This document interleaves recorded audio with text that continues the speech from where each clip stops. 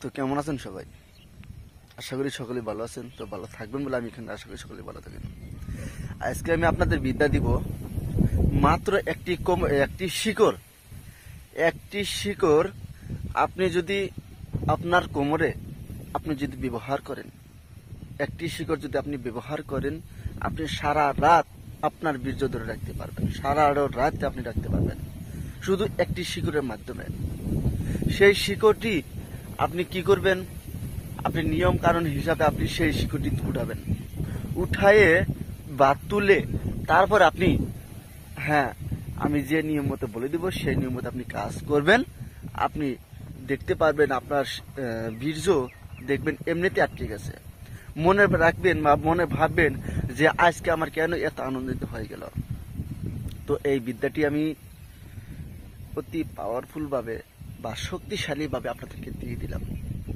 অবশ্যই মনোযোগ সহকারে দেখবেন আর কাজগুলো করার জন্য চেষ্টা করবেন, যাতে আপনি এবং আপনার পরিবার বা আরো দুই একজন লোককে আপনি যেন কাজ শিখাতে পারেন। আপনি এইভাবে কাজ শিখেন। যদি আপনি কোপারেটিভ লাইনে কাজ করতে চান, ভালোভাবে কাজ করে ভালোভাবে শিখে তারপর কোপারেটিভ লাইনে ঢুকবেন। আর যদি কোপারেটিভ লাইনে কাজ না করতে চান, শেখার কোনো দরকার নাই, শিখবেন না, আপনি যাবেন না কোথাও। এটা হলো মূল কথা। কারণ যে কথাটি আমি বলে দিব যে এই বিদ্যাটি বা এই কথাটি দিয়ে আপনি কাজ করেন, সেটা যদি আপনি না মানেন, সেটা যদি আপনি অমান্য করেন, অমান্যর তো কোনো শেষ নাই। আমি বলে দিলাম, সেই কথাটি যে আপনি মান্য দিলেন না বা গুরুত্ব দিলেন না, আমি আপনাকে গুরুত্ব দিতে পারবো না। কারণ আমার প্রতি আপনার শ্রদ্ধা থাকতে হবে। যদি শ্রদ্ধা থাকেন, তারপরে আপনার মন্ত্র দ্বারা কাজ করবেন, মন্ত্র একদম কাজের রেজাল্ট পাবেন, 100% পাবেন, গ্যারান্টি সহকারে পাবেন। আমি অনুমতি দিয়ে দিলাম সবাইকে, ভালোভাবে কাজগুলো করেন।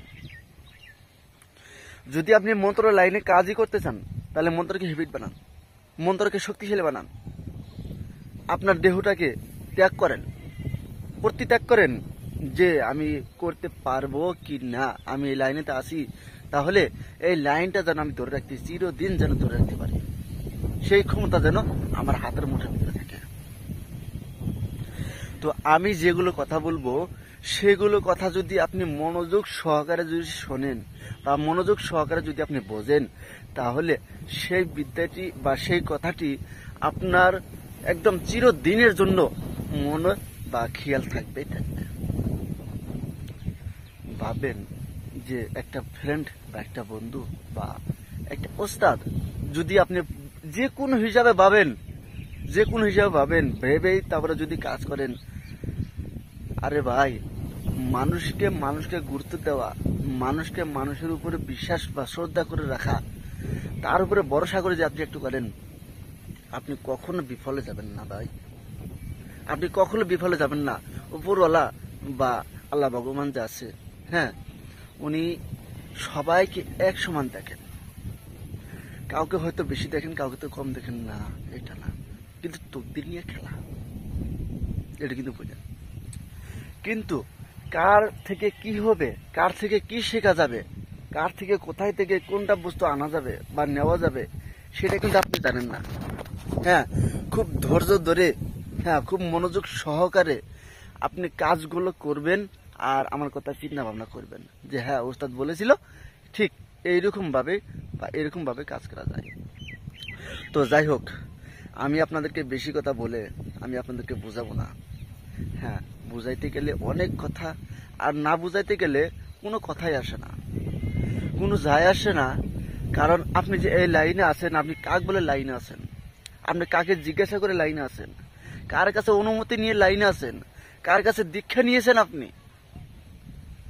আপনি যার মন্ত্র দ্বারা ব্যবহার করবেন, আপনি তার সঙ্গে ব্যবহার করে, তার সঙ্গে যোগাযোগ করে আপনি ব্যবহার করুন। আর যদি আপনি কোনো অন্য লোকের আপনি মন্ত্র ব্যবহার করেন আর আরেক লোককে বিশ্বাস করে আপনি তার সঙ্গে হকমাকা করেন, কিন্তু এটা কিন্তু ঠিক নয়। আপনার বিশ্বাসঘাত লোককে আপনি হতভঙ্গা করালো, এটা কখনো কোনো টাইমও ঠিক হবে না। তো যাই হোক, আমি বেশি কথা বলবো না, তো অল্প কথাতেই আমি শেষ করে দেবো। তো চলুন আপনি মন্ত্রটি দেখে নিন, তারপর আমি নিয়মিত পরে বলেছি। স্ক্রিনে যে মন্ত্রখানা দেখতে পারলেন, স্ক্রিনে যে মন্ত্রখানা দেখতে পারলেন, আপনি এই মন্ত্রখানা আপনি কি করবেন, তিনটা মন্ত্র আপনি কি করবেন, ভালো করে মুখস্থ করবেন। করার পর তারপর আপনি কি করবেন, আমি একটা গাছ দেখাই দেবো, সেই গাছটি আপনি উঠাইবেন এক নিঃশ্বাসে। দেখেন তো এই গাছটি চিনতে পারেন কিনা, এই গাছটি কি বলে, আমি নাম বলতে পারবো না, দেখেন ভালো করে দেখেন পাতাগুলো, ঠিক আছে, কি বলে এই গাছটা, দেখেন আমাদের অনেক একে আগরা গাছ বলে, আমার এখানে আগরা গাছ বলে, আগরার গোটা, মানে গোটা গোটা হয়, দেখবেন ফুল হয়েছে, গোটা গোটা হয়েছে, বুঝলেন? তো গোটা গোটা হয়। তো এই গাছটি আপনি কি করবেন, ছোট, যেরকম ছোট চারা হয় না, ছোট চারা আপনি এক নিঃশ্বাসে উঠাইবেন, এক নিঃশ্বাসে উঠাইবেন। আগে যে মন্ত্র দিয়েছে সেই মন্ত্র দিয়ে আপনি 3 বার বলে 3টি টোকা দিবেন সেই গাছে, 3 বার বলে 3টি টোকা দিবেন সেই গাছে, দেওয়ার পরে আপনি এক নিঃশ্বাসে উঠাইবেন সেই গাছটি।